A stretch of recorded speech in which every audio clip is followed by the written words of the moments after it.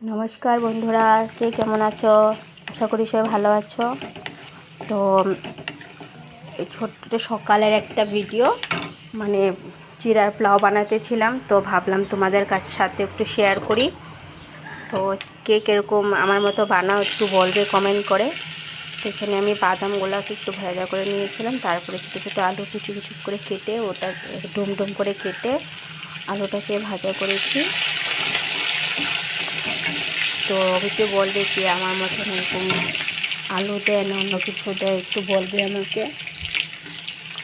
এটার মধ্যে একটু কাঁচামরিচ টুকরো টুকরা করে দিয়েছিলাম একটু কারি পাতা, কারণ কারি পাতাটাতে দিলে ভালো লাগে, একটা সুন্দর একটা স্মেল হয়।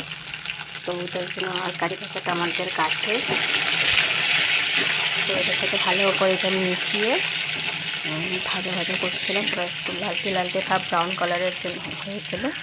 আর ভালো করে ভাজা হলে খেয়ে ভালো লাগবে খেতে। তারপর এটাতে একটু নুন দিয়ে দিয়েছিলাম, নুন দিয়ে অল্প নাড়াচাড়া দিয়ে, মানে স্বাদ মতো নুন দিয়েছি। কে কীরকম নুন খাও তো বলবে। আর একটু নুনটা বেশি দিয়েছি, চিড়া দিয়েছিলাম তো চিড়ার মধ্যে একটু নুন বেশি দিলে ইয়েটা মিলিয়ে যায়, কম দিলে আবার ভালো লাগবে না।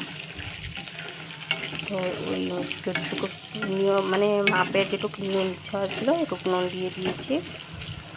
তারপরে এটা হালকা ভাজা হওয়ার পর দিয়ে দিলাম একটু রং গুঁড়া দেওয়ার পর আবার একটু এটার সাথে মিলিয়ে দিলাম, মানে প্রায় ব্রাউন কালার হয়ে গিয়েছিল। তারপরেও মানে একটু কিছু করেছি, তারপরে দিয়ে দিলাম যে চিড়েগুলো আমরা ভিজে জল ছড়িয়ে চিপে রেখে দিয়েছিলাম, তো ঝরঝরাটা হবে। তো ওটার সাথে এটা মেলাতেছিলাম।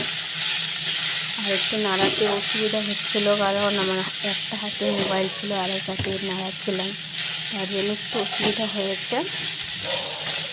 এক সাইডটা ভালো করে দেখা যায়নি, কারণ আমার মোবাইল ধরার লোক নেই। যাই হোক, তো এটাই মেলানোর চেষ্টা করছি ভালো করে। তারপর একটু স্কিপ করে দিয়েছিলাম, স্কিপ করে ভালো করে নাড়িয়ে দিয়ে দিলাম। নেওয়ার পরে যে সুন্দর একটা কালার হয়েছে, কারণ এমনি এক হাতে দিয়ে হয় না, তাই না? তো মোবাইলটা একটু স্কিপ করে দিয়েছিলাম। তো দেখো কি সুন্দর ঝরঝরে হয়েছে, আর দেখতেও খুব ভালো লাগছে, আর খেতেও অনেকটা স্বাদ হয়েছে। তো কীরকম টাইপের বানাও চিড়ার পোলাও আমাকে একটু বলবে।